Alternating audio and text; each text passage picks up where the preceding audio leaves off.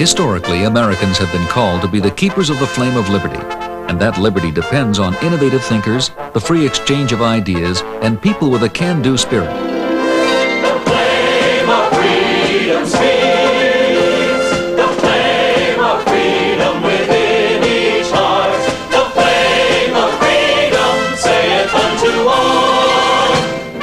Elizabeth Clare Prophet, noted author, lecturer, educator, and religious leader, interviews revolutionaries in every field who provide a missing dimension to the news that affects you. The forum you are about to see was filmed before thousands assembled at the Royal Teton Ranch in Park County, Montana.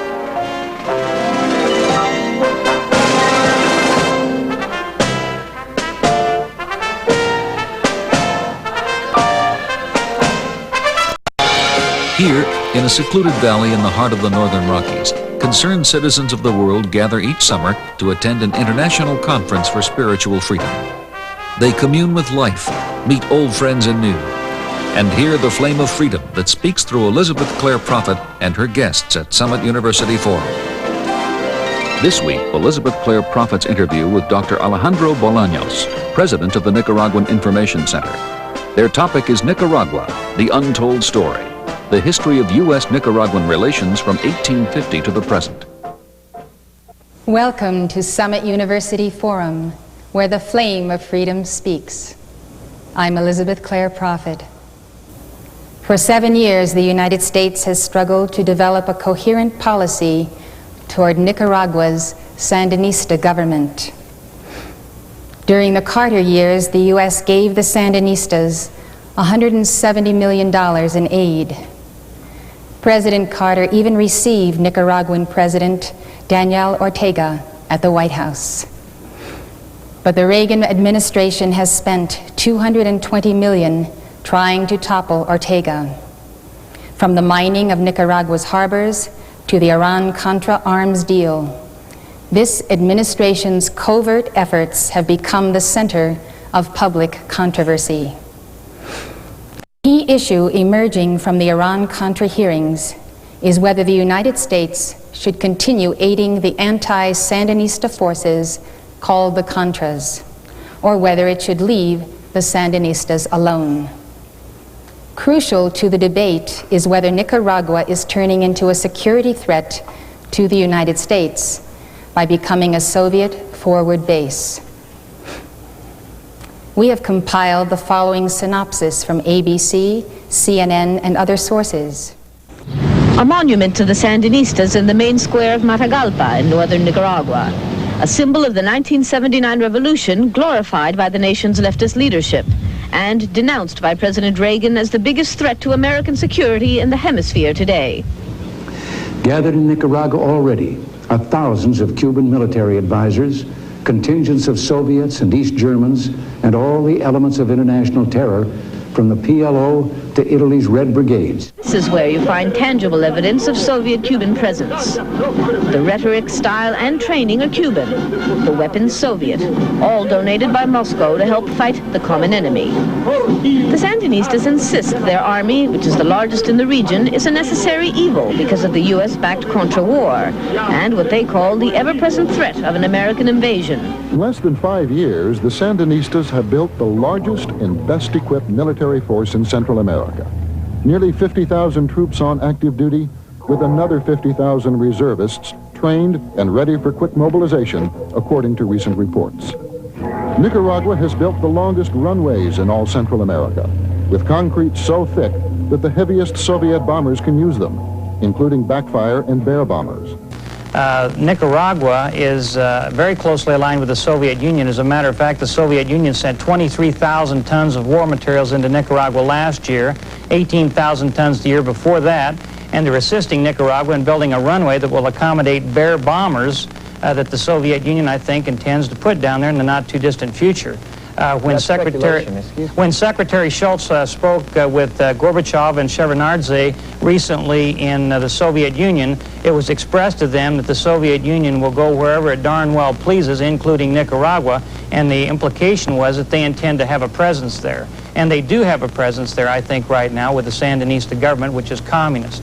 bottom line with me is it's very important to contain Nicaragua. And if we can't contain them down there, I think we're in for more trouble than any of us here can predict. I don't believe, I'll hasten to add, that the Contras can win a decisive military victory. I think that the best outcome they can hope for is to force some sort of serious negotiations with the regime.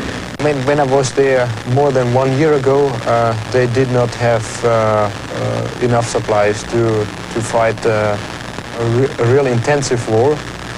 They had a shortage of ammunition, they had a shortage of even boots, jungle boots. And this time they had everything, everything what they needed. We did not have the view that we were circumventing the Bowen Amendment. We simply read the Bowen Amendment and believed that it did not apply because we were private. They had SAM-7 ground-to-air missiles. They had RPG-7 rocket launchers. As firearms, they had the RPD light machine gun, the Dragunov sniper rifle, and the Kalashnikov AK-47 assault rifle. If these hearings make anything clear, is that the Contras are a creature of American policy. It's not the Contras on the one hand and the administration helping them on the other. It's the administration having conceived, organized, directed, equipped, and financed the Contras from the very beginning. And for what? The United States government killed my brother. The Contras killed my brother, and Reagan says he is a Contra. I'm fighting communism so that Nicaragua may be truly free, and we can end this slavery here. We don't like communism. These men know that how they do in the next few months will determine whether they get any more American aid. They know they must fight hard now or lose the war. Never in the history of Latin America, or I would say of the world, have so much money being invested in an effort to overthrow a government with so absolutely little result, nothing. The Nicaraguan people are prepared to defend their independence and to prepare and defend their self-determination at whatever price has to be paid.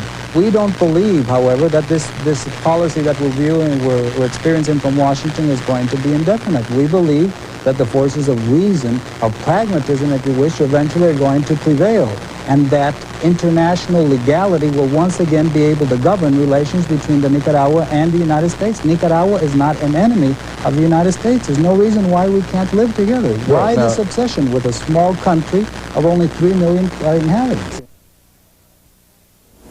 Tonight, my guest is Dr. Alejandro Bolanos, president of the Nicaraguan Information Center. Dr. Bolanos practiced medicine in Managua for many years, then turned to writing about the history of U.S.-Nicaraguan relations. He is the author of 4 books on the U.S. intervention in Nicaragua in the 1850s, including one on William Walker, an American who once proclaimed himself President of Nicaragua. Walker's life is now the subject of a motion picture being made by Alex Cox, director of the cult films Repo Man and Sid and Nancy. Dr. Bolanos, welcome to Summit University Forum.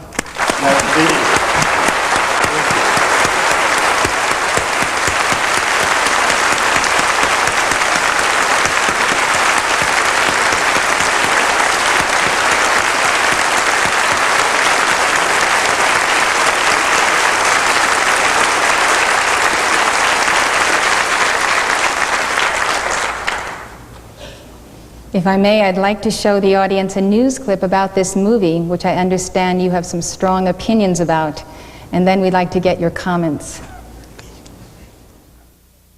3, 2, 1, action! The history of U.S. intervention here is a long one, beginning with an episode that's being turned into a movie in production in Nicaragua. It is a film to be released by Universal Studios, the story of American adventurer William Walker, who took over Nicaragua in the 1850s during a period of near civil war. He and a band of so-called immortals plundered and killed until Walker finally was captured and shot by a firing squad. In the meantime, though, he had inaugurated himself president of Nicaragua and legalized slavery. Producers of the film do not deny its political point that they say is relevant to today. It's wrong to go into foreign countries and murder people. You don't make friends that way. And in that sense, I think, you know, if that's political, then it's a political film. It is hoped here that the message of this movie, and more significantly the tragedy of Ben Linder's death, will cause more and more Americans to pressure the U.S. government to change its policy toward Nicaragua.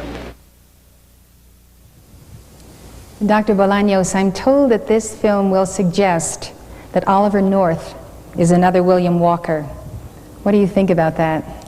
You are right. That's what the movie is made for, to make you believe that Oliver North is another William Walker. But we Nicaraguans don't see it that way. We believe that Linder is another William Walker, that American who was unfortunately killed in my country. He is the one who is, like Cox, trying to intervene in my country to bring in a foreign ideology and turn us into a communist country, similar to what William Walker tried to do. Oliver North is trying to prevent that. So he's just the opposite of William Walker. I'd like you to tell us then about the history of the U.S.-Nicaraguan relations. Thank you for asking, because I think that is the most important background that we have to consider in order to understand what is going on. It's a sad history, and especially in the United States, is very little known. It's not important for you, but for us it is. And again, unfortunately, is frequently told the way they tell it in that movie, which is not the way it happened. So if I could, I brought some slides, and I would like to talk a little about our relations. We'd like you to do that. Thank you. Let's have one. This map I copied from one of your magazines. I don't remember if it is Newsweek, Time, or which one. And it calls the Central American Caribbean region a jittery region, because it is in turmoil. And the striking thing is that the only part that is colored red is Nicaragua, because Nicaragua, as well as Cuba, is now a Soviet satellite.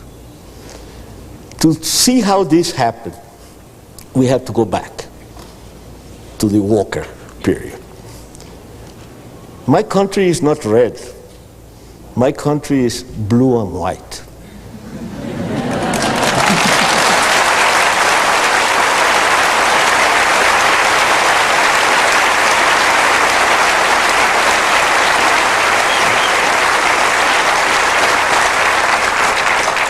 Nicaragua is a land of lakes and volcanoes.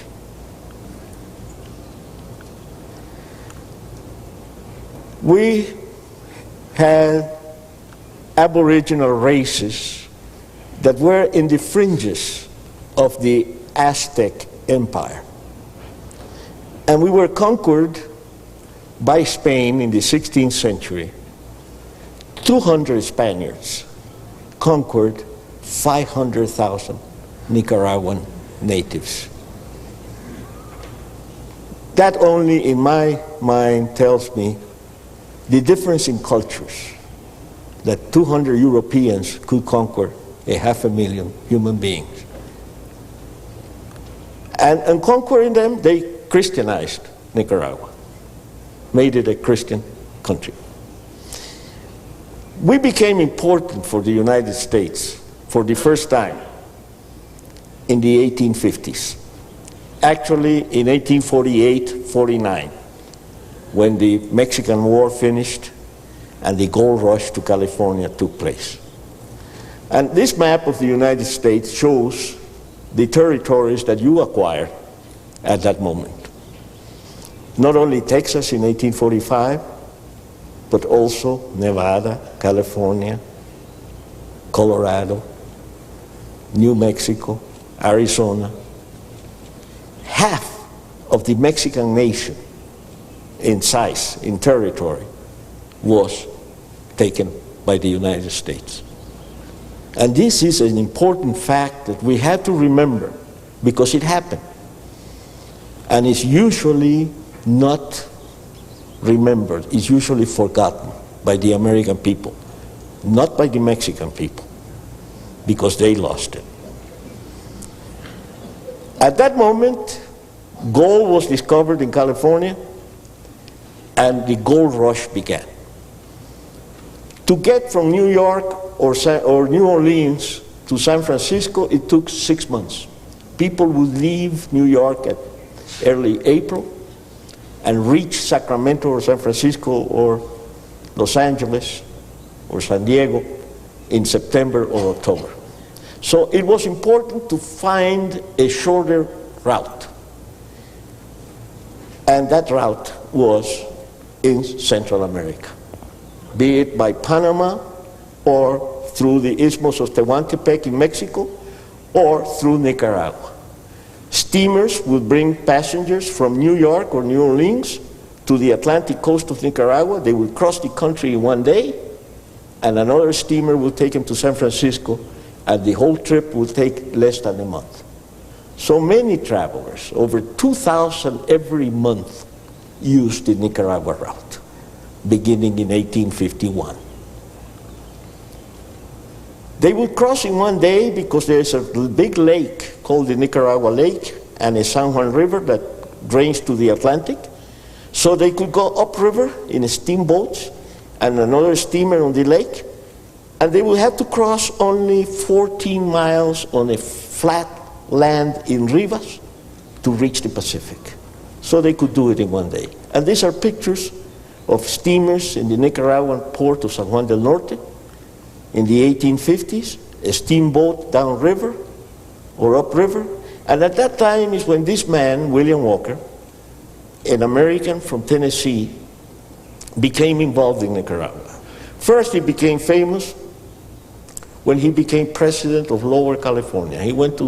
From California, he went to the Lower California Peninsula with about 50 men and took it over, and he declared himself president. And this is an article published in the Alta California newspaper in San Francisco. He not only made himself president, he had a whole cabinet, Minister of War, Minister of the Navy. He had only 50 men. They were all cabinet members. He was defeated and went back to San Francisco, but he became famous. So at that time we were having a revolution in Nicaragua, as usual, and he was called by the revolutionaries from León to come and help them defeat the government in Granada, which was the capital. And he came with 58 men, and he took the capital for the revolution. Here is pictures of the fighting that day on October 13th, 1855. And he began to get help from agents that he sent to New York, San Francisco, and New Orleans to recruit adventurers to come and help him. Here they are being drilled in La Virgen in Nicaragua. And of course, he made himself president. Inauguration of William Walker as president, published in his newspaper, El Nicaragüense. He called his newspaper El Nicaragüense, the Nicaraguan, but it was in English. The founders of the republic. All the Americans that came with him, and not only Americans, even Russians, Irishmen, Germans, Italians, Frenchmen, came to help him to civilize Nicaragua, to stop the revolutions, to overthrow the aristocrats that were ruling the country, and to bring democracy to Nicaragua. Well, he was an agent for the South. He was a Southerner. He believed in slavery, and he had a mission. He was not a thief. He was not out to plunder, to steal. He was out to make what they called at that time the southern dream of a Caribbean empire. The South, just before the Civil War in this country, many in the South knew that the North was getting stronger and stronger and the South weaker and weaker, and sooner or later they were going to be defeated. So in order to balance the picture, they had to get stronger. And they caught up the idea of conquering Mexico, Cuba, and Central America to build a southern empire, which would be at least as strong or stronger than the north of the United States. And Walker was an agent for that. And he tried to do it. He got very little help. And, of course, to get funds for his endeavor, he began to sell Nicaraguan farms. Haciendas for sale in his newspaper, August 23rd, 1856. He confiscated the properties from the Nicaragua people, like the Sandinistas are doing now, and sold them for nothing or for whatever he could get from his friends who were coming to install the southern slavery empire in Nicaragua, just like the Sandinistas are letting Mohammed Gaddafi and company use Nicaraguan lands. And all foreigners are coming, and the Nicaraguans are being expelled, and Nicaragua is being given to foreigners, just like Walker used to do then. Walker wanted to implant a slavery system. The Sandinistas are implanting a slavery system, which is called communism. At that time, the Nicaraguan people rose up against Walker, and all the other Central American countries helped him. Costa Rica sent armies, Honduras, Guatemala, and El Salvador. And big battles took place. These are pictures from your magazines at that time. And the Nicaraguense, his newspaper, published the opening of the campaign, attacked at Masaya, my hometown. 2 glorious victories for Walker, actually defeats. Another battle, another glorious victory for the Americans, again, actually defeats. Another glorious battle, another glorious victory. And the women that had come with his men had to flee when they were attacked at night. They went hungry. This is the end of most of them. A buzzard waiting to eat them up. And this is labeled, this is from Harper's Magazine, The Immigrant. The American immigrants who had come with Walker. And Walker was caught and shot in Honduras in 1860. And this is all that is left of him now. His grave with the date. And nobody in the United States ever thinks of William Walker. Why should you? But there is not a single Nicaraguan or Costa Rican or Guatemalan child who doesn't know that William Walker is the Yankee imperialist who tried to take over Central America. He is the symbol of Yankee imperialism, and that is the importance of William Walker. And that symbol generates a lot of feeling in Nicaraguan hearts, in Central American hearts, against the United States. And this feeling is used by your enemies. They don't have to distort history too much in order to do their job. They distort it though. When Walker intervened in Nicaragua, our dream, the Nicaraguan dream, was not of a Southern Caribbean empire. Our Nicaraguan dream was of a canal. We were going to be the place where they would build a canal, and Nicaragua would really develop then. But after he left, this is all that was left. The river, back to the jungle, the wreck of his steamers on the Nicaraguan lake. I took these pictures in 1976. This is all that is left of the wharf at La Virgen. dry rocks, dry tree, and a pig, instead of the 2,000 passengers that used to come there every month. And what we got was 30 years of peace from the 1860 to the 1890s after this tremendous Walker War. But then we again went back to our old ways. And in 1893 began to have revolutions. I think we had 11 in 10 years or something like that. Until 1909. And then in 1912, the Nicaraguan government asked for your help. Asked Washington to send the Marines to quiet the country during a revolution. And you sent the Marines like you sent them to Lebanon, or like you sent them to South Korea now. They went to Nicaragua because Nicaragua, for you, it was important that Nicaragua be quiet, that there be peace in the region, because you were just building the Panama Canal then. And if there was turmoil, that would be dangerous for your canal. So you wanted peace in the region. The Nicaraguan government asked for your help, sent the Marines. Here they are, going to Nicaragua in 1912. And peace was made. They stayed until 1925. They only were 50 Marines in Nicaragua at the time at the embassy, when we had another revolution. And so you sent more Marines. Here they are leaving from Brooklyn for Nicaragua. And at that time, this Nicaraguan by the name of Sandino was one of the revolutionaries. He said he would not lay down his arms until the last Marine left the country. And he went to the hills and he fought the Marines. He could never defeat them. Every battle that they fought, because his army was a ragtag army, he couldn't defeat the US Marines with all the weapons, even airplanes they had at the time. But they could never catch him either. And from 1927 to 1932, Sandino became a hero for all the Latin Americans who don't like the Yankees.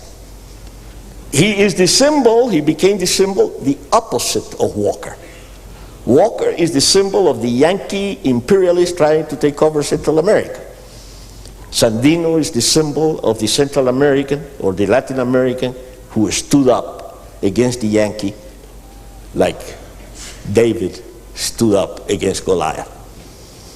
And he was made a hero by all anti-American forces in the world. This was his banner, a black flag with a skull and a machete and musket crossbones. And that was his seal with which he signed every document. A.C. Sandino, the signature. Over it, a Sandinista, one of his soldiers, with a big sombrero and a big machete, beheading a Marine. That is what Sandino means. When somebody says Sandino or Sandinista, the symbol, the image, the message is kill the Marines. Kill the Yankee imperialists who is trying to take over Latin America. So it is very important for you to know what we are talking about when we talk about Walker and when we talk about Sandinistas or Sandino, what that means. The real meaning. Sandino was murdered in 1934. The National Guards ruled the country, and the head of the National Guard, Somoza, became president of Nicaragua in 1936. You had your good neighbor policy under Roosevelt of no intervention in Central America, beginning with Roosevelt in 1934 or 32. And here is the American ambassador with the first Somoza in 1940 during the Second World War, when Nicaragua was the first country in Latin America to declare war, or in America, even before you did, to declare war against Japan. Nicaragua was a staunch ally of the United States, ruled by the Somoza family. After the first Somoza was murdered in 1956, after 20 years in power, his sons took over. First Luis, and then Tachito, the last Somoza. He had gone to school in West Point. He was a graduate of West Point. And he was the head of the Nicaraguan army and the head of the Nicaraguan Liberal Party, which was in power. He was the dictator of Nicaragua, a pro-American, a friend of the United States. We used to call him that he was a true Yankee, not a Nicaraguan. That was the image, because he usually spoke in English. He had come to school here, and that was his favorite language. So I think this up to here may give you a clear picture of the problems that we face when there is U.S.-Nicaraguan relations or conflict. We have a walker being used as a symbol of Yankee imperialism, which is not completely correct. As a symbol, is a wonderful symbol. It serves its purpose. But historically, it's not true, because he was not an agent of the U.S. government trying to take over Nicaragua. He was not a Yankee imperialist. He was an agent of the South. He was a Southern agent against the people from Massachusetts and Illinois and Montana, which was, I don't know if it was stated.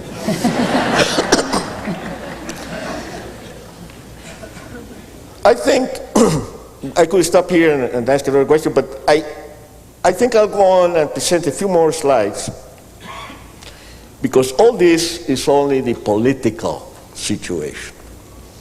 The wars, the intervention, the Marines, Somoza, Sandino, Walker.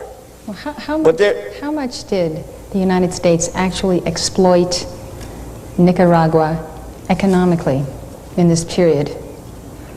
Was there really exploitation? If you had to choose a ballpark figure, I would say close to zero. What was the United States doing there besides having a presence of peacekeeping force? We'll go into Nicaraguan economic development. The main development at first was coffee. There were no U.S. coffee investments in Nicaragua. And the second development was cotton, and there was no U.S. involvement in cotton. There was a little bananas early in the century, and they had to give it up because of a banana blight, a disease that made it unprofitable. So even that disappeared in no time. And there were some gold mines, which in our entire economy is a small sector. And they were, most of them, or all of them, in the hands of foreigners, but mostly Canadians, not Americans. So you could, and there is also some wood cutting of wood by American companies. But when you, and maybe there was some investment in fisheries, but I doubt it. Well then, how much exploitation was there of the people by the Somoza regime, by the right wing, by supposedly those who are the wealthy, opposing the poor or taking advantage of them? Let's go into the next stage, which is that is what I want to touch upon. Good.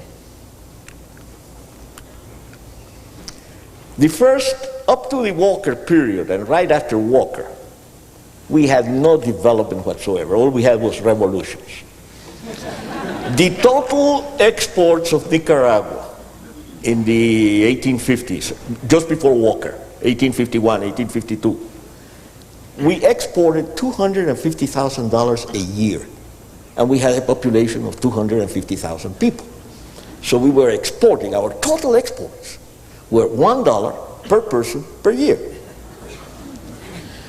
And they were all dyewoods and hides. We didn't export any food. We didn't export any cotton or coffee or anything because we didn't grow any. When you wanted to start a farm, a coffee farm, and you needed workers, you couldn't find them because either they were in the army fighting the rebels or in the rebels fighting the army, or hiding from both of them.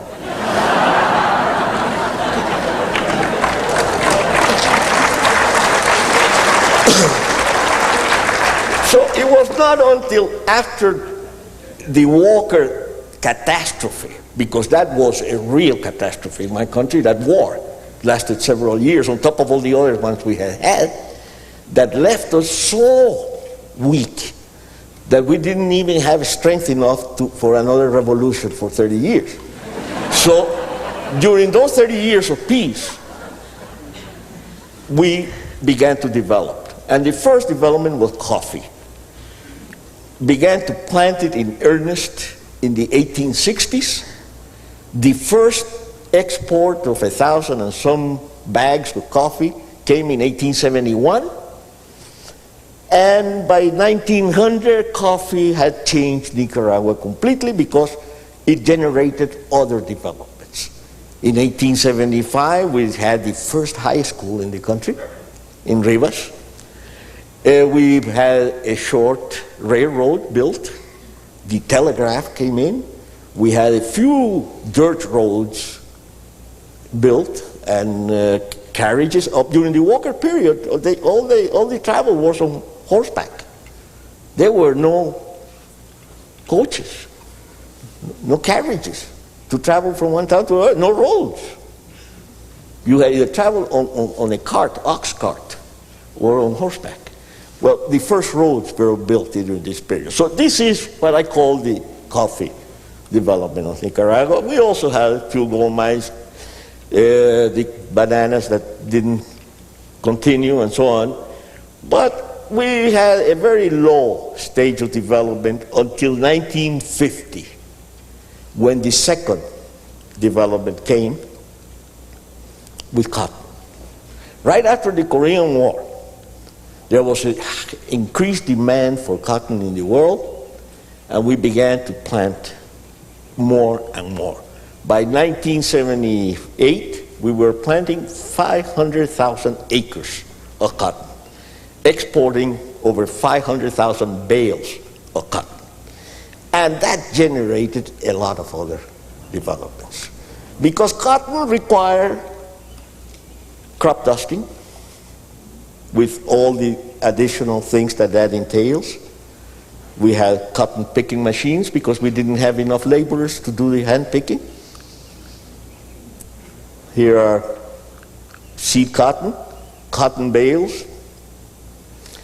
And a city like Managua, the biggest city in Nicaragua, the capital, this picture is in 1940, had 40,000 people. Managua now has over 1 million. Managua really grew. And the growth of Managua began with the cotton growth in the 50s. This is a view of the city. You can see a couple of high-rise buildings. And Denise was telling me that this is the Roosevelt Monument, because this is the Roosevelt Avenue, built in honor of your last President Roosevelt, not Teddy.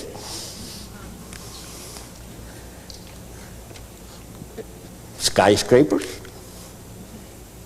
appeared in the 60s. Residential districts, like your middle class. Was this completely native, or was it a foreign All investment native. in the cotton? All native. The cotton is totally native. The only non-natives were the cotton buyers. Japanese, Chinese, Bulgarians, Germans, and American companies, but you didn't buy cotton from us because you produce more than you use. So we sold our cotton to Europe and Asia, not to the United States. So we had light industry, like bottling Coca-Cola, developed in Nicaragua. We had a nice theater built in the 60s, naturally called the Rubén Darío Theater, because Rubén Darío is, we Nicaraguans have never been famous as politicians, only as poets. Rubén Darío is one of the biggest Spanish-speaking poets born in Nicaragua. So the theater was called the Rubén Darío Theater. So Nicaragua was famous for Sandino and for Rubén Darío. But that development was uneven. We were developing the way you did, free enterprise. Equal opportunities, you could say. They were not too equal yet, but fairly equal. But when you have equal opportunity, you have unequal results, because not everybody takes the same advantage of the opportunities. And what happened is that a few people took a lot of advantage, and most of the people didn't take any advantage. And we developed a small, maybe 5% of the population with what you will call wealth, a slightly larger percentage with a slight improvement, and the largest percentage, over 80% of the population, or 80, with very little, if any, improvement. And this is reflected in the development of the country. Managua developed tremendously. The other cities, the other regions of the country developed much less. And I bring as example my hometown, Masaya. 30,000 people, close to Managua, agricultural region, and famous for one thing, for this little hill called the Coyotepe Hill, with a fort on top, which is the only place where the Marines fought a battle in 1912. They took that fort that was taken, was in possession of the rebels, and the railroad tracks rode next to it, so it was important to take it. And the Marines attacked it October 4th, 1912, and took it, and 3 Marines were killed, the only ones who were killed in that war. So less than in Lebanon. The revolution was defeated, but that's why I brought that picture.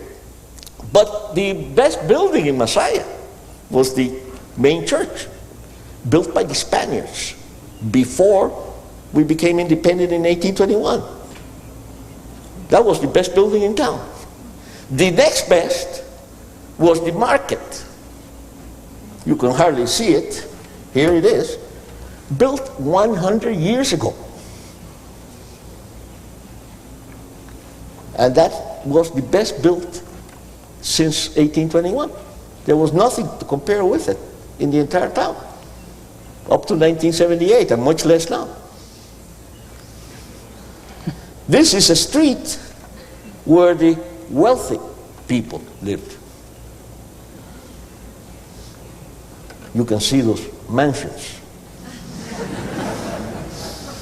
And this is the street where most of the people lived. The difference is it isn't paved, and the mansions are not as large. And this is where most of the Indian population in Masaya lived, in the huts like they had lived 200 and 500 years ago. And most of them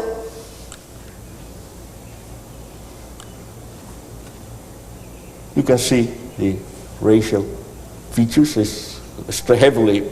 The Nicaraguan population, we have very few whites, very few pure Indians. We are a mixed race, mainly.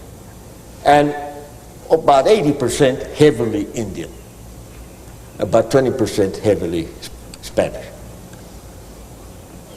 And they worked with their hands, weaving, and with straw made hats, hammocks, and of course they're worth very little. So they didn't make much money, and they lived in very, very poor conditions.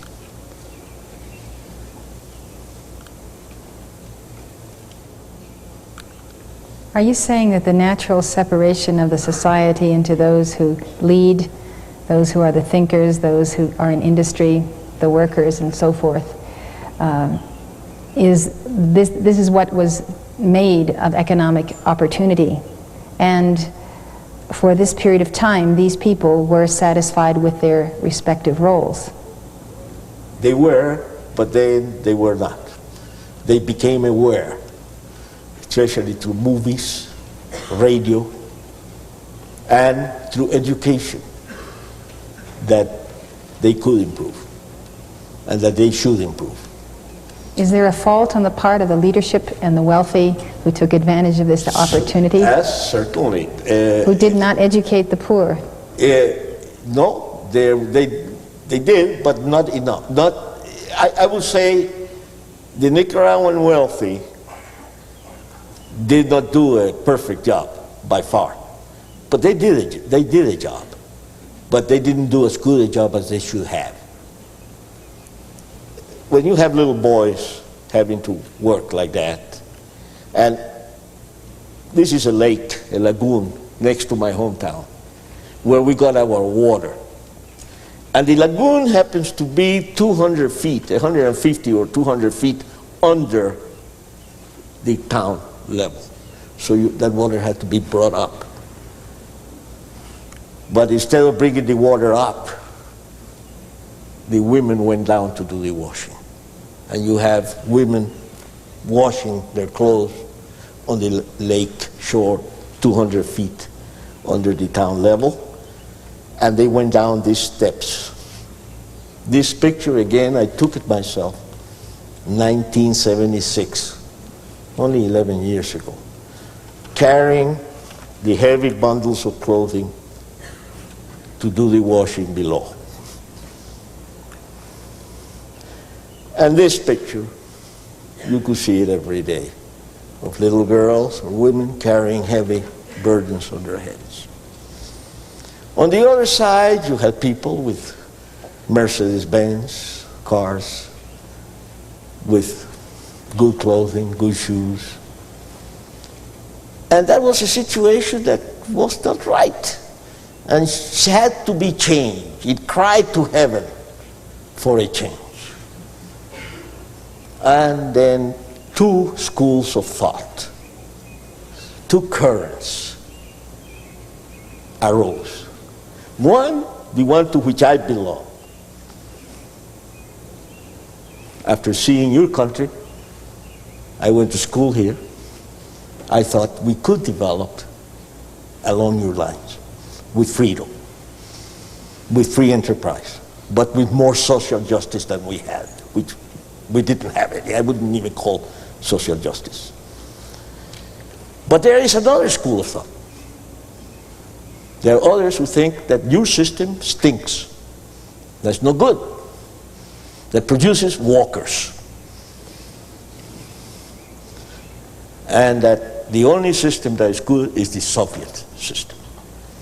And that is the problem in Central America. The problem in Central America is not a section that wants change and another that doesn't want change. There is nobody who doesn't want change. I mean, maybe a few, but that's not the issue. The issue is, what kind of change do we want? How do we want to develop? What model are we going to follow? The Soviet or the Yankee? That is the issue in Central America. And before I close this part, here they are, little children naked. This is a picture of a school in my country in 1927, when the Marines were there, in Corinto, the biggest port in Nicaragua. You see about 10 children, a blackboard, and that's all. That was the school. And that is a very sad story. Because in the 1850s, before Walker, the government had no funds. There was no money, no exports, no business, no taxes. The entire budget of the Nicaraguan government then was, they had income of 125,000 pesos a year to pay all the expenses of the government, army, president, everything. 125,000 pesos a year income, and 175,000 they spent. So there were 50,000 on the red every year. And they had to borrow money, and they borrowed it from British bankers. So Nicaragua owed British bankers 500,000 pesos there and couldn't pay them because each year our income was less than our expenses. And with that situation, there was not a single penny for education. There was no education, no public education. So only 1% of the population went to school. 1%. 1 out of every 100 Nicaraguans went to school. In a population of 250,000, we had 2,500 students in all the schools of the country, and they were private schools run by priests and nuns. So the illiteracy rate was over 99%. By 1900, after the coffee development, 3% were going to school. Our population had increased to 500,000. It had doubled in 50 years. And 3% went to school. By 1950, when the cotton development began, we already had 1 million people. And 10% were going to school. We already had 100,000 students in the school. That was, for us, a tremendous development. And by 1978, when the Sandinistas took power, 23% were going to school in a population of 2.5 million. We had over 500,000, 600,000 students in all the schools. So there was development, as much as we could do, because you cannot just say we want schools. You have to build them, and you have to have teachers, and you have to have books, and that costs money. And under Somoza, there was development. Perhaps you could say there was not as much as it should have been. But it was quite more than we had before. A lot more than before. And that was the problem. Because this new generation of students that grew up and were educated and began to read and learn about how things were in other countries are the ones who got the ideas that they wanted to make Nicaragua like the Soviet Union. Why did they choose the Soviet model for economic development? We'll have to go into the next section. And I will go if you let me present more slides now, because that is precisely.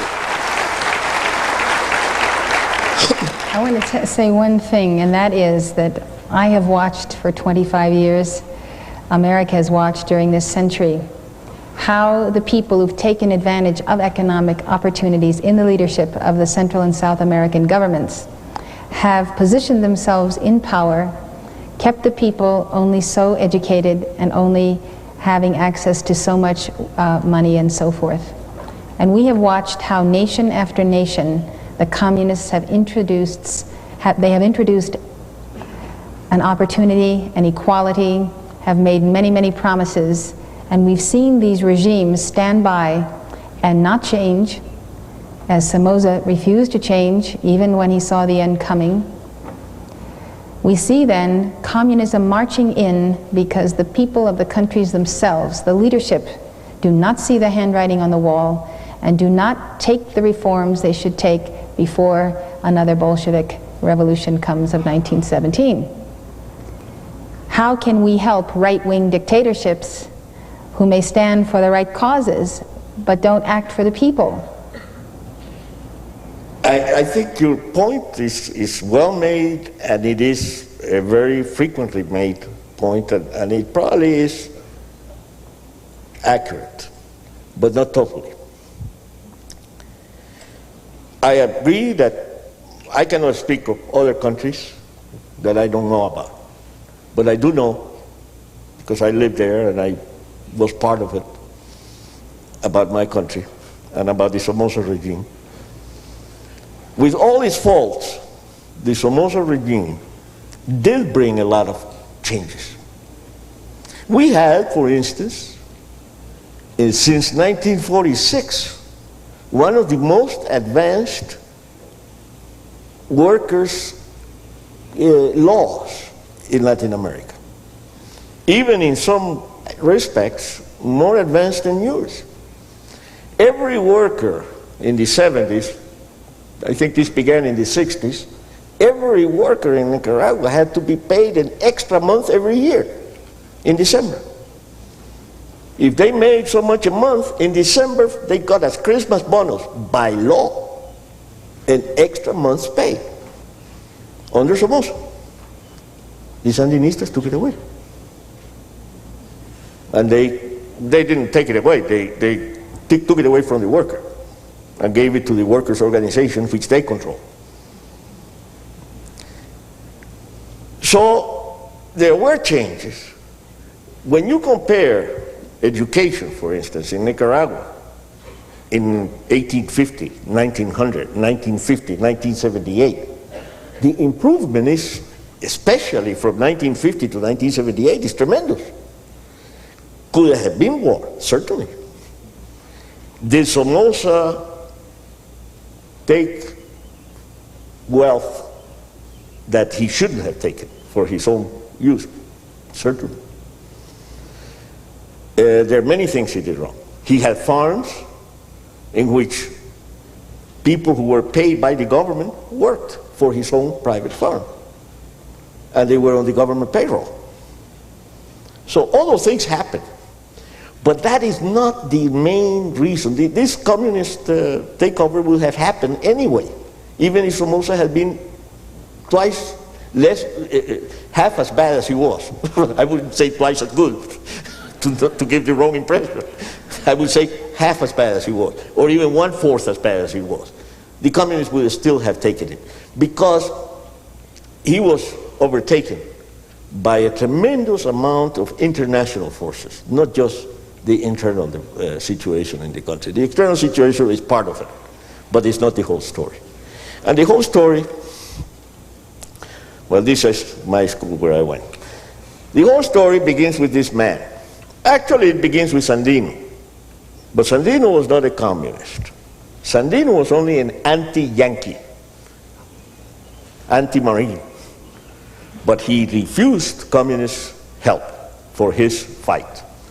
And he even kicked out Farabundo Martí, a Salvadorian communist who came to help him, kicked him out because he was a communist, and he didn't want communists in his fight. But that was Sandino in the 1920s. This man, his name is Carlos Fonseca. He was born in 1936, after Sandino had been killed. His father was the manager of Somoza's farms.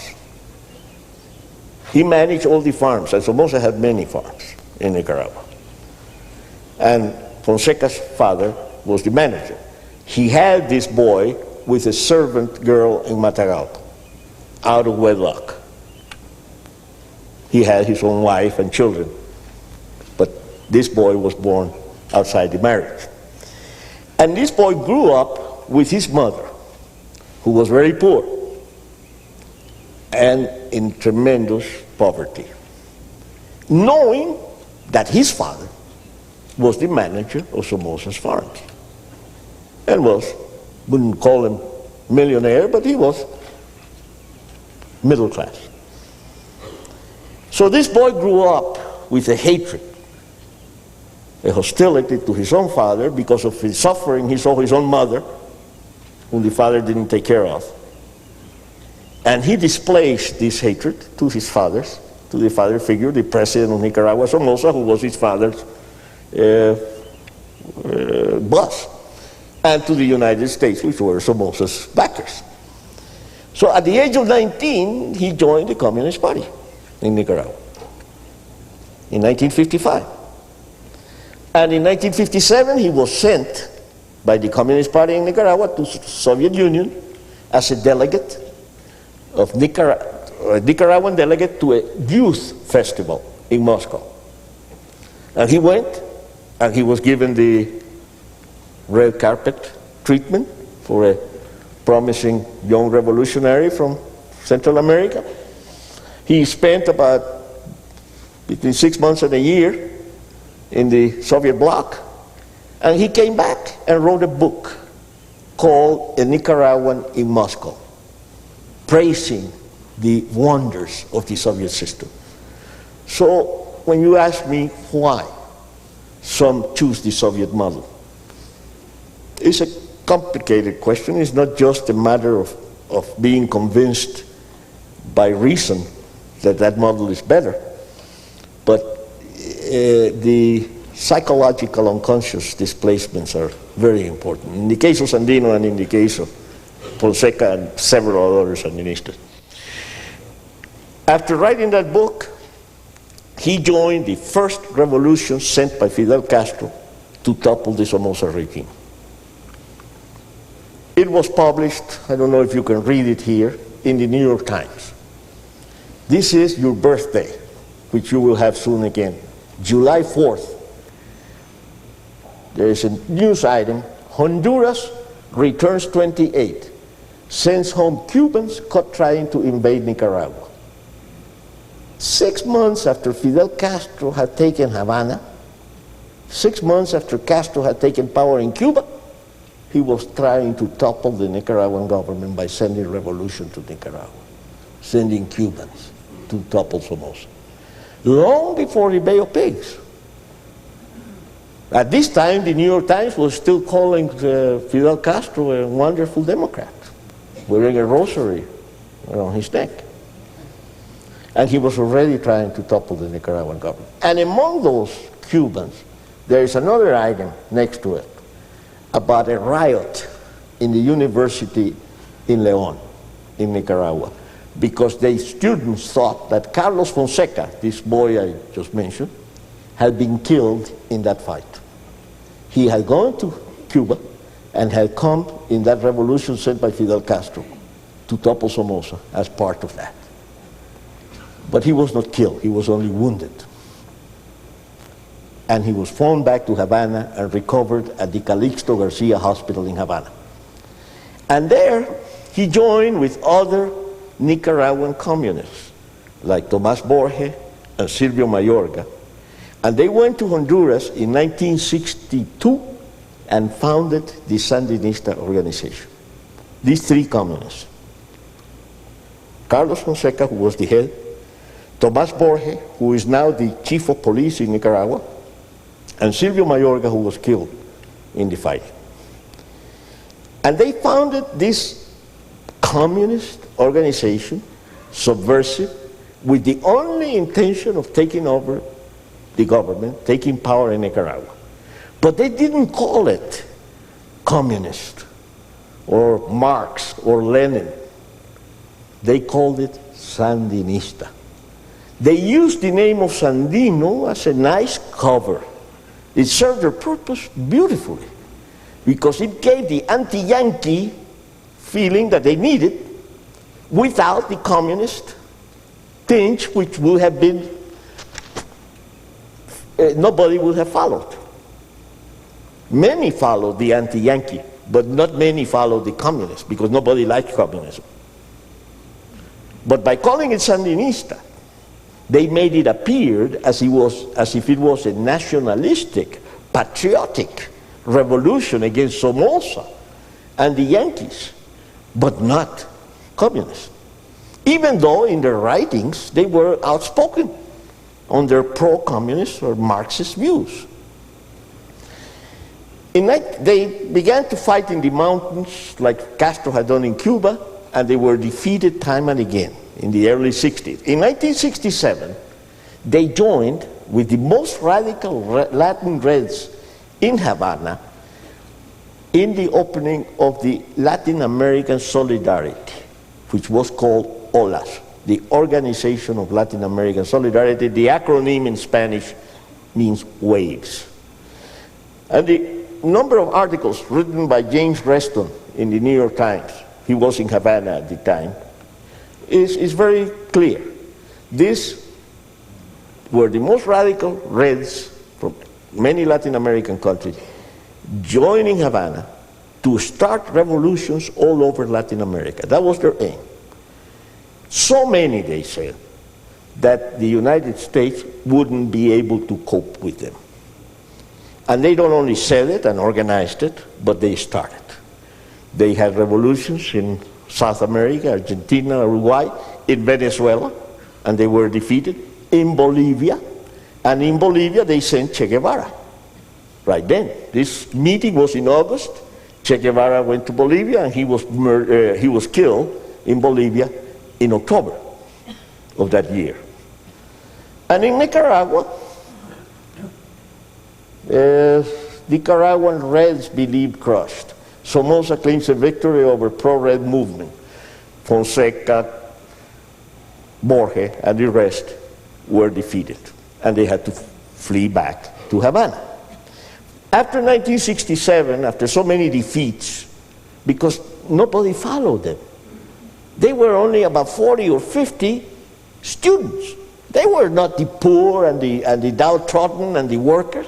No, they were the elite. They never are in communist That's setups. the way it is. They never are. They're not the poor. They were university students from the high class or middle class or low class that had managed to reach the university under the Somoza regime, who were trying to install a communist regime. Well, they changed tactics.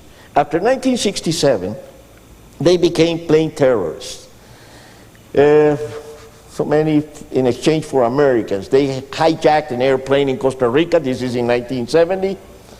And they had hostages like you are having now, but of course at that time nobody paid attention in here. And they killed policemen, they robbed banks, and they were just a bunch of terrorists in Nicaragua that numbered,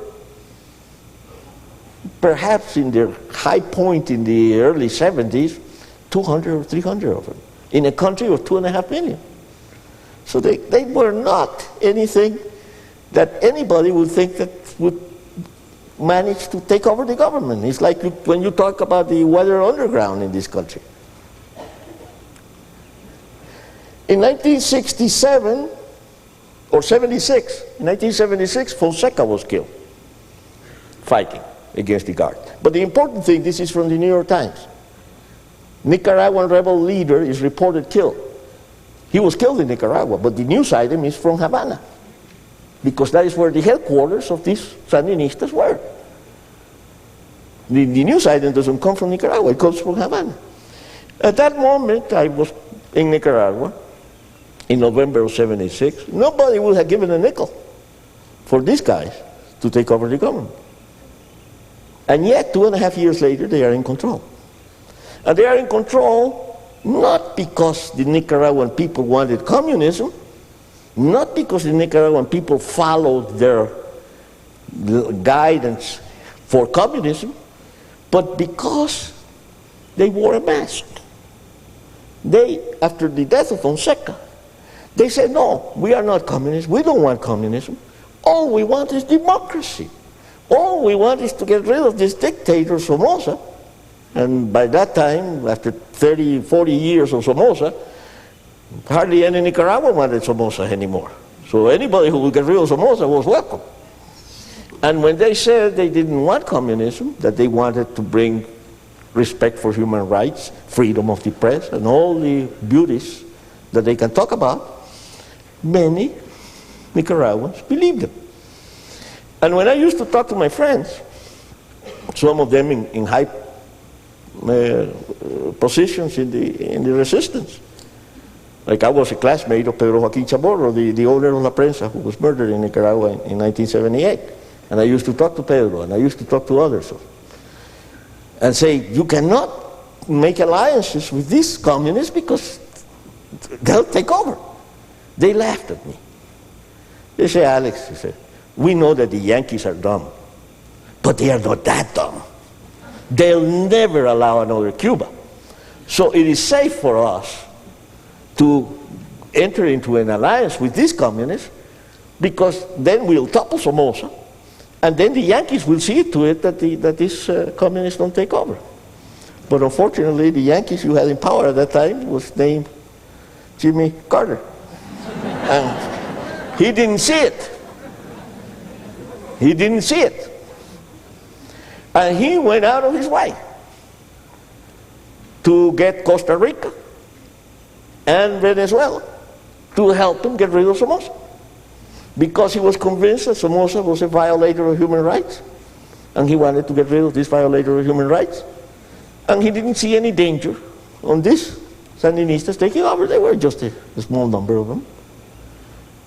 But they had a big daddy behind them, backing them. I was in Masaya, in my hometown, in September 1978, when the revolution started. Saturday, no, September 9th, they attacked my hometown. 30,000 people in the town, 30 National Guardsmen. And that was the police force, that under Somoza. 30 guards guarded Masaya. About 50 Sandinistas trained in Cuba, and some of them, or many of them foreigners, came in, infiltrated into the town, and aroused the rabble in the outskirts to go and loot the businesses. And they took over the town, and the guards were cooped in their quarters. So Saturday night they took over. Sunday morning I tried to go. We lived in the outskirts, and when we tried to get in, we couldn't. This barrel was on the street as a signal not to go past that. And right past it, this Sandinista boy with a metralleta, with a machine gun, stopped us, says, no further. So we went around the town, we went out on the other side of the lagoon, here is the lagoon, and took this picture. They were burning the central district of Masaya. This is Sunday morning, September 10, 1978. An American reporter happened to be there. His name was Bernard Dietrich, the head of Time magazine in Mexico City. They told him that they were going to attack Masaya, and he went to Masaya. And he reported. This is from Time magazine. Not only was there shooting, but many of the low adobe buildings, including 50 stores and the 87-year-old Central Market, were burnt out, he said. The buildings caught fire when Los Muchachos inexpertly hurled Molotov cocktails at the Guardias. The poor boys, they didn't know how to hurl the Molotov cocktail. And in trying to burn the Guardias, they burned the town. That's what Time reported. I was, like I said, outside of Masaya, and we managed to get in, or that same day, Sunday. This is a calza, a shoe factory that had been built in Masaya in the 1950s. They had about 50 machines to make shoes. Up to that time, they all built shoes by hand only, made shoes by hand. Well, the Sandinistas looted it. Here are people with air conditioners and bag sacks, taking everything out. And after they looted it, that afternoon we took this picture, they had burnt it. That was no accident by a Molotov cocktail being thrown to a guard. That was deliberate arson. These are pictures from Time magazine. For your Time magazine reporter, the wonderful thing was that the boys wore bandanas over their faces. He called it the revolution of the scarves, and showed the pictures of the bandanas. And this picture of this truck burning. And he called it, in Time magazine, a gasoline truck caught fire, accidentally. Well, I know better, because that was no gasoline truck. That was the water truck from the fire department, because we have very low water pressure in Masaya, you know. So the fire department had that truck full of water all the time to put out fires. The Sandinistas emptied the water, filled it with gasoline, and started fires. And the Time magazine reporter was there, but he didn't report it. And this is what was left of the truck. I took that picture on Wednesday, the following Wednesday. And this is what was left of my hometown. This is the Central Market, the biggest building built in this century in my hometown. It's a map of revolution from Moscow, well-trained, well-executed, nation by nation. And they burned it. With the cooperation of the Western media, Western press, a lot of Western churches, and so on. And these are the stores. This is what was left of my hometown.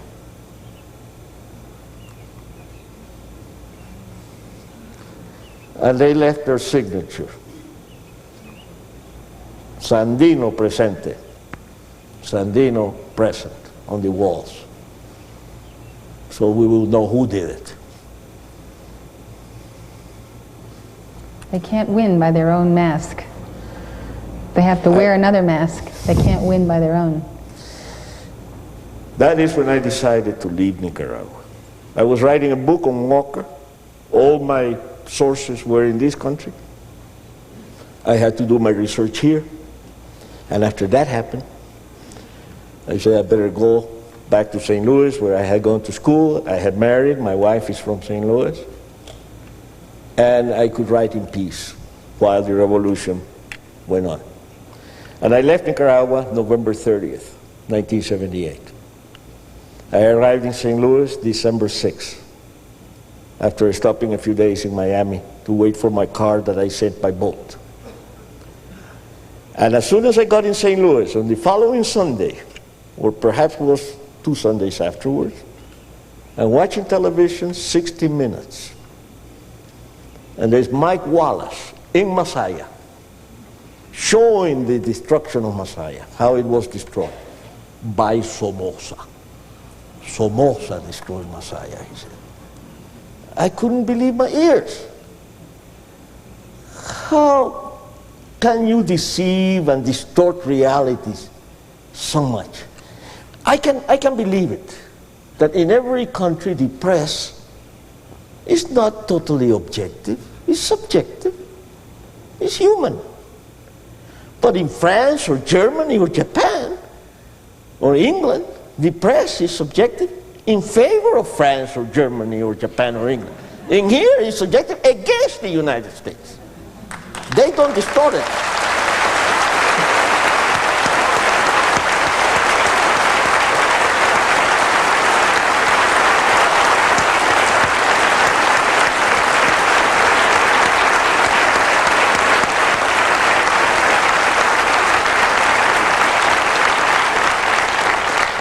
They don't distort it to favor your country, but to destroy your country.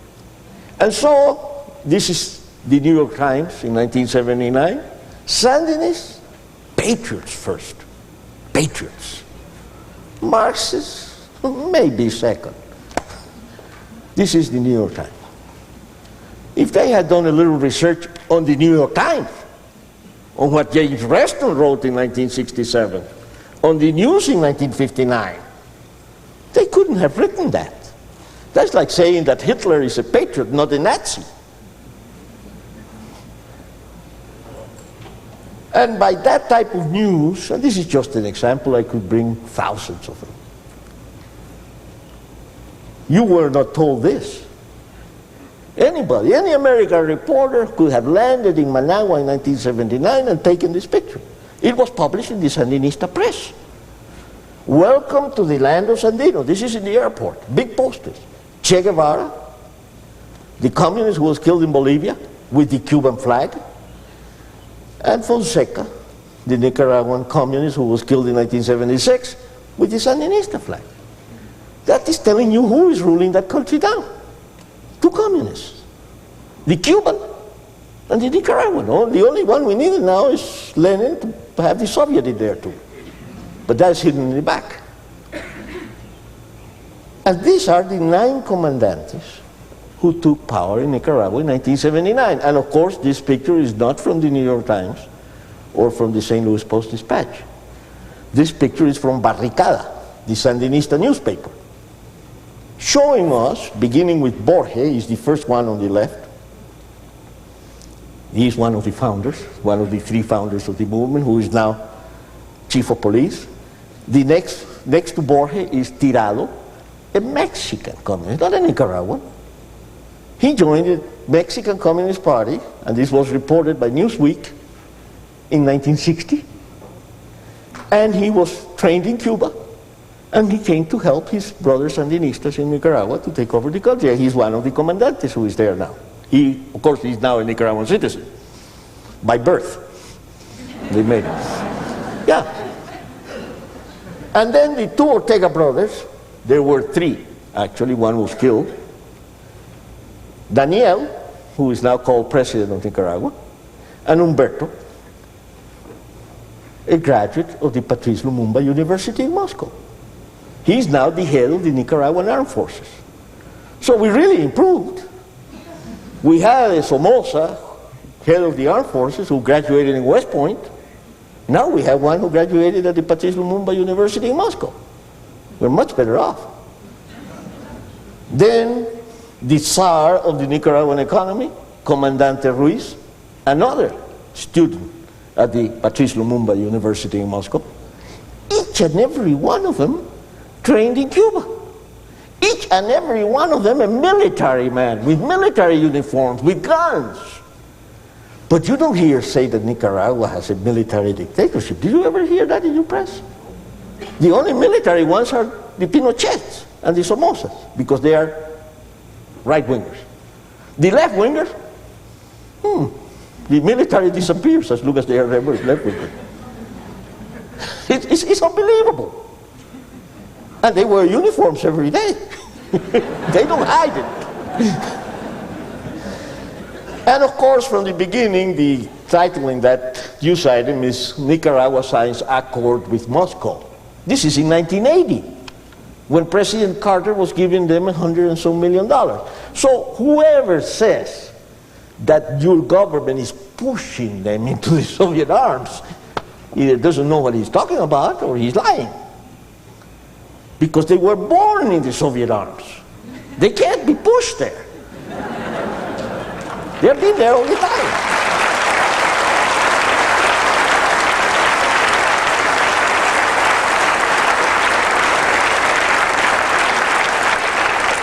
Here we have again from Barricada, not from the New York Times. Comandante Ruiz with Gromyko, Comandante Ortega, and Brezhnev. This is in 1981. And Comandante Fidel Castro with Comandante Ortega during the first anniversary celebration in 1980, reviewing the Sandinista troops. What is a Cuban doing reviewing the Sandinista troops in Nicaragua? Is this a patriotic Nicaraguan revolution when a Cuban comandante is the one who is reviewing the troops? This is an internationalist revolution. They say it. They don't hide it. But you don't want to listen. I mean, your press doesn't want to listen. Comandante Ortega meets with Marshal Ustinov in Moscow, while Stanishev of the Bulgarian communist head visits Commander Borja in Managua. These are 2 or 3 samples that I brought from the Sandinista press. I could bring 100 more. And of course, Comandante Ortega with Comandante Núñez and Arafat.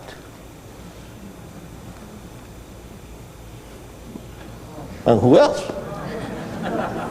This is in 1981, when your Air Force or your Navy downed 2 Libyan planes. You remember, in the Gulf of Sidra or someplace around there? Immediately, Comandante Ortega flew to Tripoli to show his support for Gaddafi. In 1981, his support for Gaddafi against the Yankee. How many people in this room have heard the Sandinista anthem? Don't I? Nobody? 1. 2. You know, it's really, it's unbelievable. Because my grandchildren sing it every day in Managua. Every day they sing it. And it's very clear. It says, the children of Sandino cannot be bought and never surrender. You can give them all the millions you want, like Carter did. He can't buy them. And they'll never surrender. It said, we fight against the Yankee, enemy of mankind.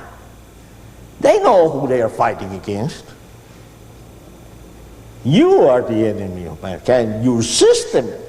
Not President Reagan, not Oliver North. Your system, your free enterprise system, your freedom is the enemy of mankind for the ones who believe in the Soviet system. So, and I'll stop here. I have another set, but we can go into that afterward. Just a few more. But I'll stop here. Here is Nicaragua. It's right next door to you. Don't kid yourself. This is not Vietnam. This is not Afghanistan. This is not the Persian Gulf or Lebanon. This is Central America. The Soviets already have bases in Cuba. One in Nicaragua gives them more control of the Caribbean. But they already menaced the Caribbean by being in Cuba. But by being in Nicaragua for the first time, they can have bases on the Pacific coast to hurt your fleet in San Diego or the Panama Canal. As long as you will have it, because you're going to give it up in a little while, before the end of the century. But that is not the important. That's important. But that's not the most important reason why you should worry or why you should notice the Soviet presence in Nicaragua. In my eyes, the main danger is that between the Rio Grande and the Panama Canal, in this short section right under you, there are now over 100 million people. I think the latest count could come close to 120 million. And there is a population explosion going on in there. They are not like you, having 1 or 2 children in each family, or perhaps none. Over there are 6 or 7 or more. I have 7. I have 25 grandchildren now. So we do have.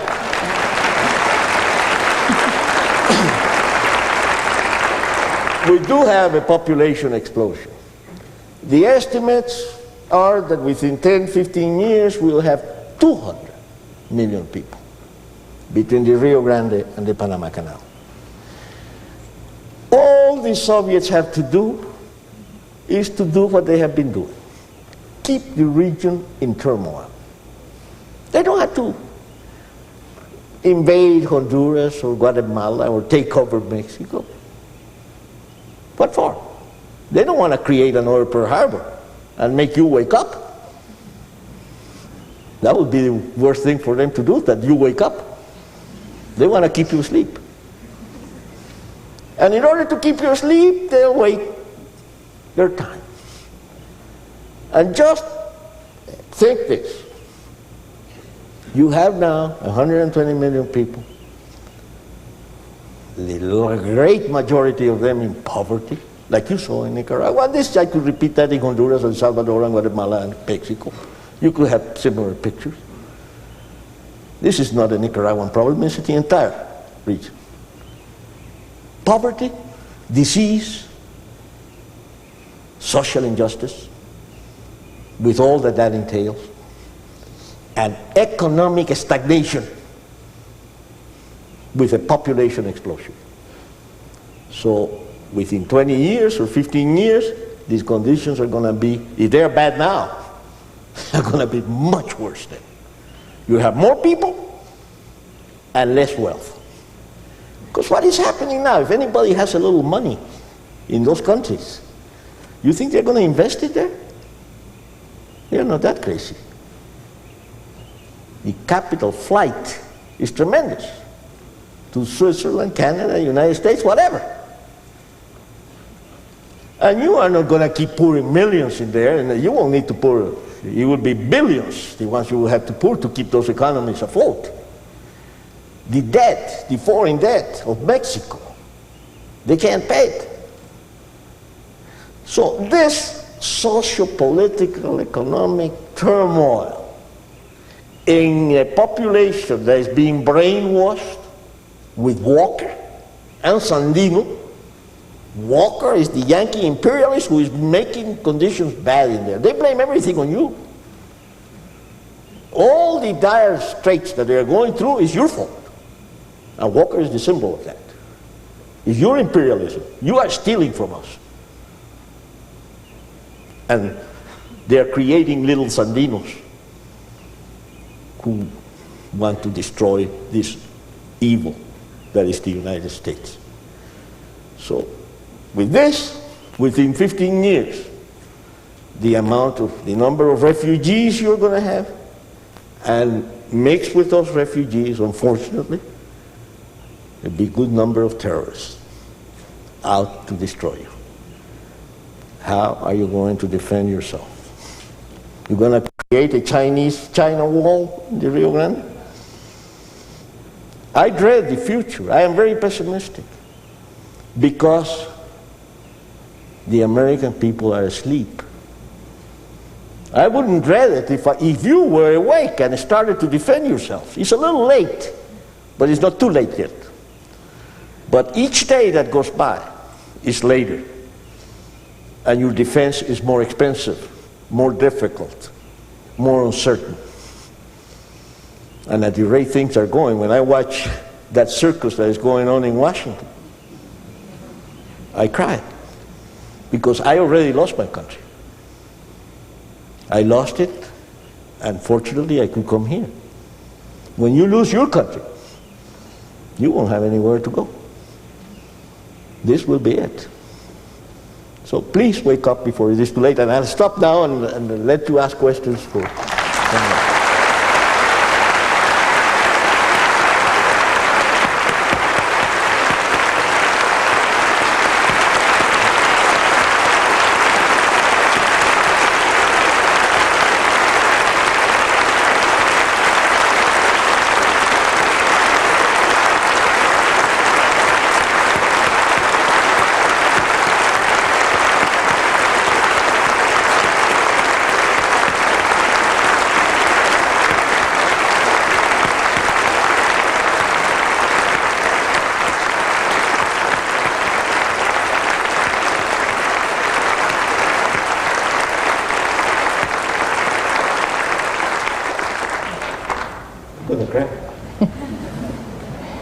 There aren't too many dry eyes here tonight, but I'll tell you one thing, these people are awake. This is the America that's awake.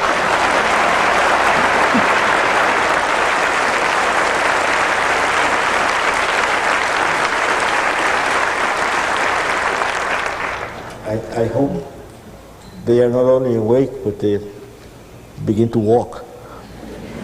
They're walking, not like Walker, but they're walking in the footsteps of freedom. These people come from all over America and the world, and they have bought this ranch as a focus of freedom, a place, a bastion, a positioning from which we can go forth to educate America and the nations as to exactly what you are telling us. And what you are telling us is an education, and these facts we will put into action to good use. I'd like you to tell us about a clip that we want to show of the foreign minister of Nicaragua, Alejandro Bandana, the Secretary General of the Nicaraguan Foreign Service. This is a Nightline clip of an interview, and we'd like to discuss it. Quite correct, of course, that these men are being supplied almost exclusively, I guess, by the United States, just as one might argue that the Nicaraguan government is being militarily supplied almost exclusively by its Soviet and Cuban friends. If you're not upset about that, why should anyone in this country be upset about the contras being supplied by the United States? We are an elected and duly representative government, which has broken all of its campaign promises, which is not permitting the kind of democracy that you said you were going to implement when you first had your revolution. Well, people in the United States seem to forget that we did have an election in November 1984, very clean by Latin American or even Louisiana or Chicago standards, and certainly the fairest in the history of Nicaragua. They seem to forget that there's 7 political parties. They seem to forget that there's a constitution that enshrines political pluralism, mixed economy, non-alignment.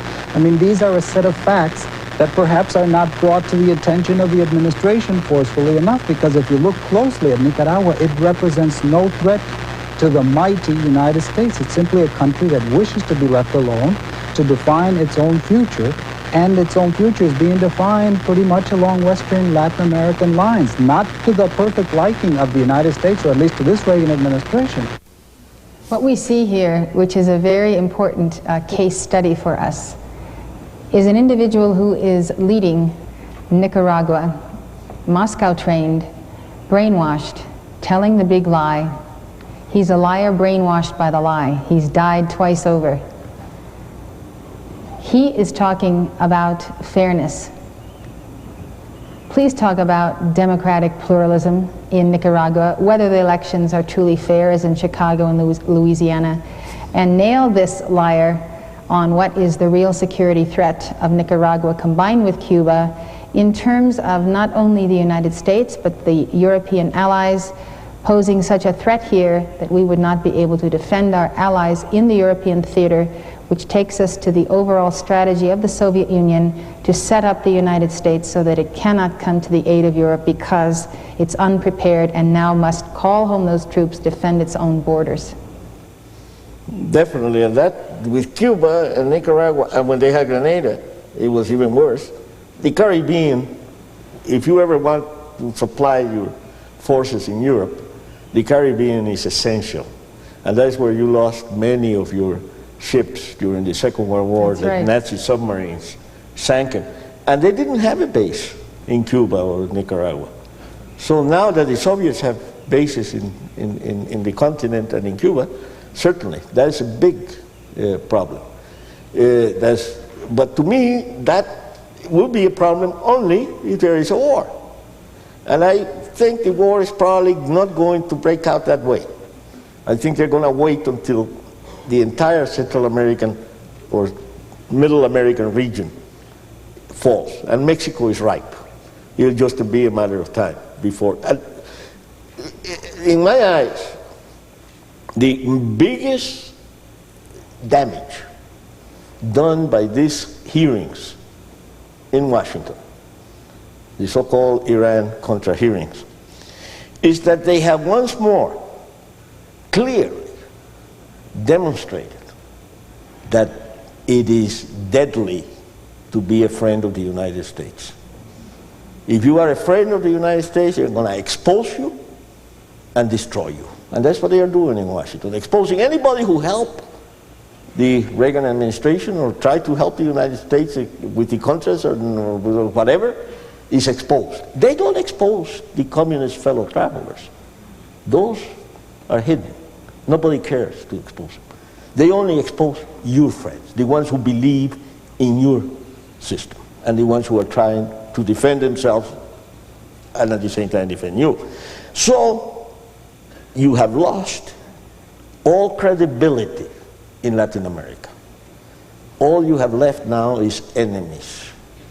Nobody is going to come out and help the CIA or help your government in anything and expose himself to being destroyed by you.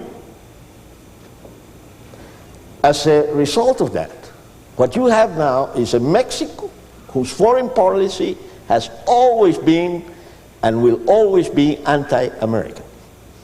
You have an Argentina who, since the Falkland Islands, is strongly anti-American. They can never forgive you. You're helping Great Britain in the Falkland War against Argentina. You have a Peru whose armed forces are supplied by the Soviet Union. You have a Nicaragua, which is a Soviet base. You have a Cuba, which is a Soviet base. Even Honduras, which was your closest ally and friend in Central America, is beginning to turn against you because they don't want to be left holding the bag.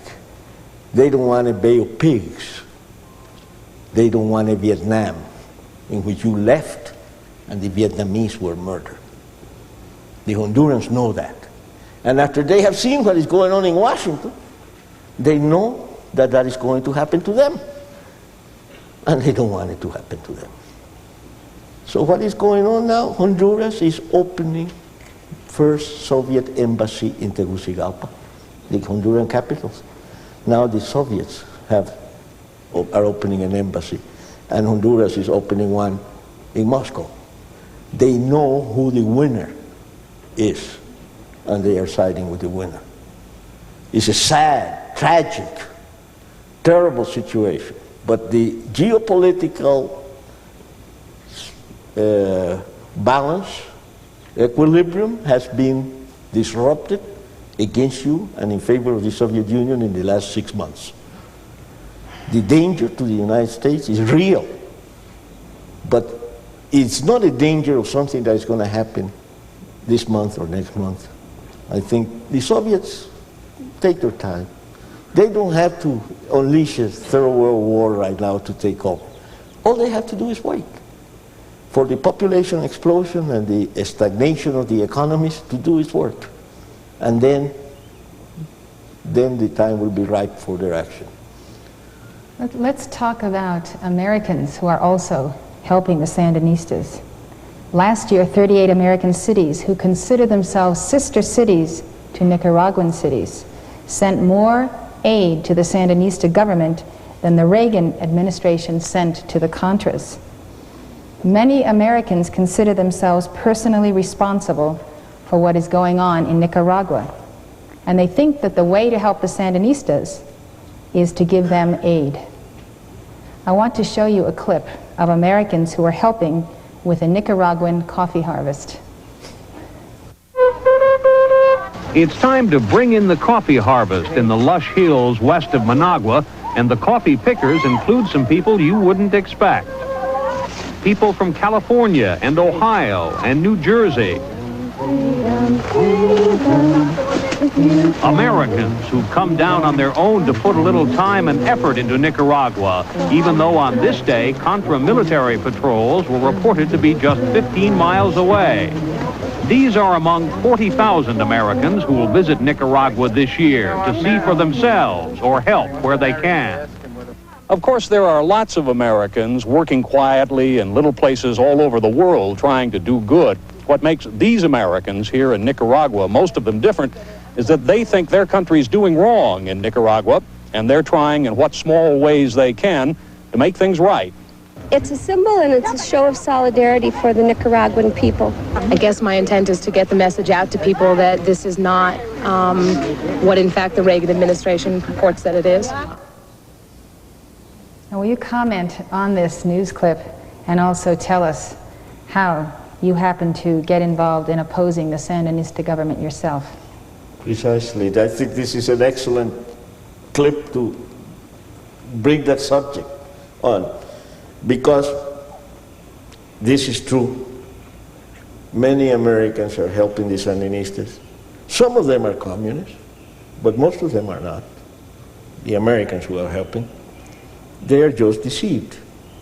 Deceived by the propaganda that paints all the problems in Latin America as being your fault. And these Americans believe that. I have talked to a number of them, and in their eyes, the historical situation is that it is your fault that you are rich because we are poor, and that we are poor because we are because you are rich. That's not true. My study of the Walker period, to me, shows clearly that you have made mistakes, you have done things wrong. Some of our problems are due to you. Our biggest problem now is due to you. President Carter put the Sandinistas in power in Nicaragua. Certainly, that we hold against you. But the past is different. Our problems of poverty, ignorance, repression, social injustice are not your fault. Many Americans believe that they are, and they want to make up for it. They have a sense of guilt. I have seen it in them. And they are also deceived by the Sandinista propaganda that presents the Central American struggle as a struggle of rich against poor. Naturally, they side with the underdog. They side with the poor. Rightly so. But that is not so. The problem in Central America is not rich against poor. The problem in Central America is East against West. Is the Yankee way or the Marxist way? We want improvement. We want change. We want a revolution, you could say. a real revolution,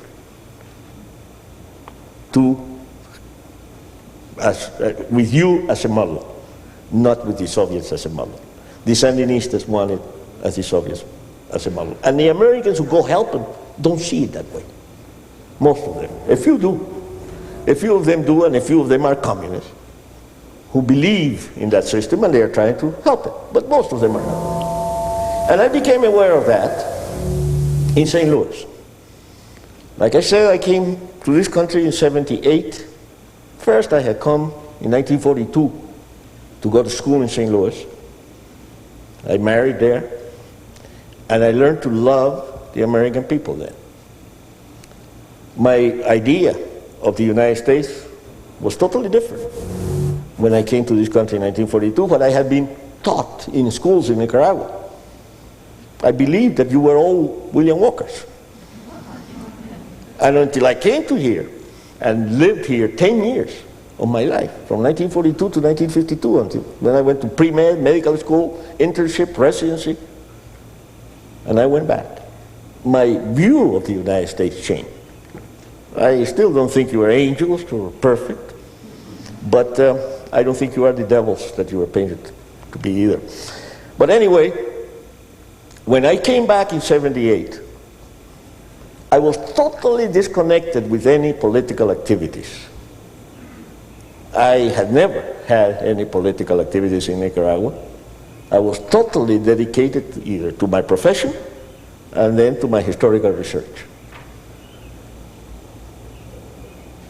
And I also felt powerless. What could I do?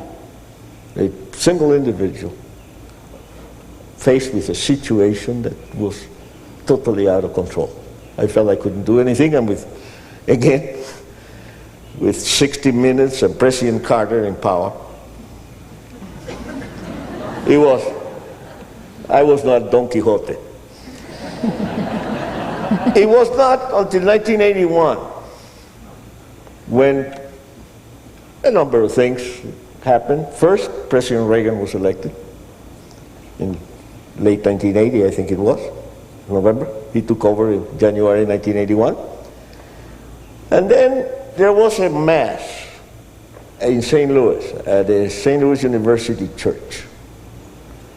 But I think that will come up with the next slides. So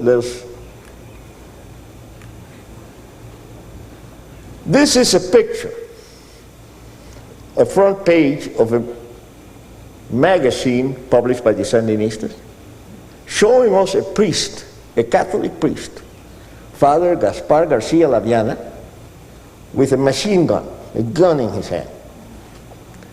This is a priest from Spain who came as a missionary to Nicaragua, joined the Sandinistas, and became a commandante. Not a chaplain, but a commandante with a gun. And he fought in the war against Somoza, and he was killed in December 1978, and he is now a martyr of the revolution. For the Sandinistas, he is a model of what a priest should be like, with a gun in his hand. This is a picture of the cathedral in Managua.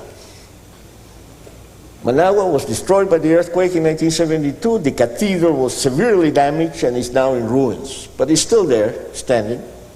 So they wrapped a Sandinista flag around the main posts or pillars outside the cathedral with Sandino inside the host. Sandino, the host, in Catholic teaching, Christ is in the host. So now Sandino is in the host. And what does Sandino represent? Sandino represents anti-Yankee. Everybody knows that everywhere. But they make the message clear here.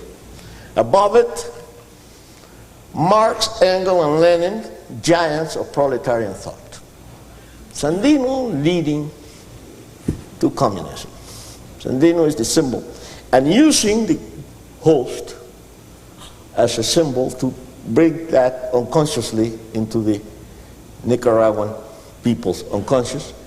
At the same time, they are giving out a lot of slogans and messages to reinforce that. Because these men declared war on religion. Yeah, they use religion for their purposes and destroy religion at the same time.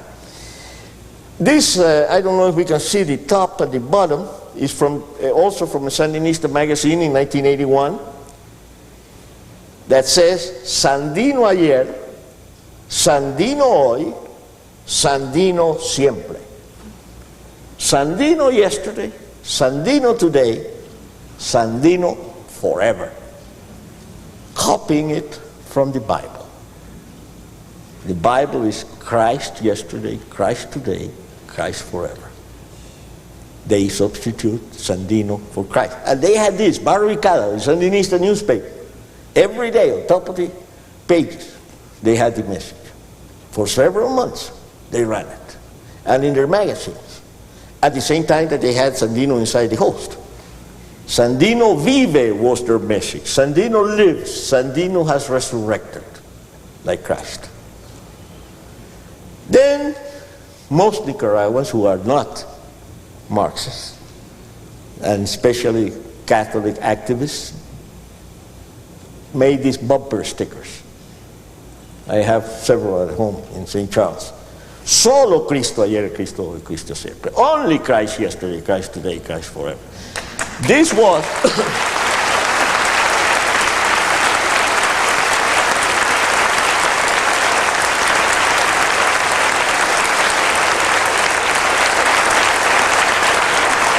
this was the first confrontation between the church, which had been Sandinista. The church had helped the Sandinistas take power. But after they took power and they showed up what they were, the church woke up and reacted. This is the leader of the Nicaraguan church. He's now a cardinal, Miguel Obando. During the Sandinista fight against Somoza, he sided with the Sandinistas against Somoza, against all the evils in the Somoza regime. He didn't see the evils in the Sandinistas at that time. He saw them after they took power. And now he is the arch enemy of the Sandinistas. And he is the biggest leader for freedom in Nicaragua today. From the beginning, this archbishop, is his picture, during the Somoza era, every Sunday, his mass was broadcast on TV. Every Sunday morning, you could turn your TV on, and the mass and his homily and his sermon was on national TV every day, every Sunday. And so it was after the Sandinistas took power. Until July 1981, when they sent him a message saying, no más, no, this is before. His message before that was, Monsignor, the Archbishop, no más odio de clases, no more class hatred. That was the Christian message he was bringing against the Sandinista message of the class struggle. So, misa por TV sin Monsignor. This is in July of 1981. They forbid him to say Mass on TV. And since the government owns all the TV channels, not the government, the Sandinista party, which is different. This is important to know. In Nicaragua, the state television, all the television stations belong to the party. They don't belong to the Nicaraguan government. They belong to a party, to the Sandinista party. And so they forbid the Archbishop from saying Mass. So this was the first open confrontation. Right after these Christ yesterday, Christ today, Christ forever stickers, they took the Mass away from Monsignor, and they began to make fun of him. Here is a demonstration on the streets, and you have Monsignor wearing a skull, and against the Jews, also in 1981, and mobs attacked the Archbishop. When he went to church, they would throw rocks, slash his tires, and almost killed him on a couple of occasions to harass and scare him. And another, his auxiliary bishop, was hit and thrown on the ground and pulled on the ground by mobs in the church. And 3 priests and 2 nuns are deported. And they occupy the Church of Fatima, Sandinista mobs. So the fight between the Christians and the Sandinista Marxist regime became open and active in 1981. Nicaraguan priests charges frame up. The Archbishop's auxiliary and his spokesman, Father Bismarck Carballo. Here we have him naked on Sandinista front pages, where they said they had caught him with a married woman, when in fact a Sandinista gunman had gone in, hit him over the head with the gun and made him undress so they could take the pictures and the cameras were ready to take him. And he was taken by the police naked to put in prison. The ones who did it later defected and told the story, how the Sandinista Borges had made this up. There was a protest in my hometown of Masaya, and there were several killed at that time. 3 killed and 6 injured protesting police handling of priests.